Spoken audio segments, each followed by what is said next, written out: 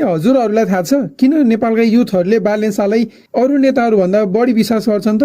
आउनु जानौ आजको यस भिडियोमा। सबैभन्दा पहिला बालेन शाहको सोशल मिडिया प्रेजेन्स अनि युथहरूसँगको कनेक्सनले नै युथलाई बालेनसँग यति क्लोज बनाएको हो। दोस्रो कुरा, बालेनको स्ट्रगल जर्नी, एउटा रोड साइड र्यापरदेखि मेयरसम्म अनि मेयरदेखि प्राइम मिनिस्टरसम्मको जर्नी युथहरूले देखेका छन्। बालेनले अहिले मात्र होइन, पहिलादेखि नै भ्रष्टाचार विरुद्धको र्यापहरू गाउने, ग्रेटर नेपालको परिकल्पना गर्ने अनि सुशासन कायम गर्ने विचारले नै युथहरूलाई बालेन प्रति लोकप्रिय बनाएको हो। साथै बालेनको qualifications as a structural engineer, mayor हुँदा गरेका ठूला ठूला कामहरू, जियोपोलिटिकल स्किल्स अनि डेभलपमेन्टल पर्सपेक्टिभले नै बालेनलाई युथहरू प्रति क्लोज बनाएको हो। थप कुरा गर्नु पर्दा बालेनको पुरानो नेताहरू भन्दा विपरीत राम्रो कामहरू, उनको र्यापमा देखिएको नेपाल प्रतिको माया, उनको प्रोफेसनल लाइफस्टाइल अनि उनको निडर र स्वतन्त्र रहने स्वभावले नै युथहरूलाई बालेन प्रति पपुलर पनि बनाएको छ। तपाईलाई के लाग्छ? बालेन शाह नेतृत्वको सरकारले नेपालको भविष्य बदल्न सक्छ त? आफ्नो विचार कमेन्ट गरेर जान नबिर्सिनु होला।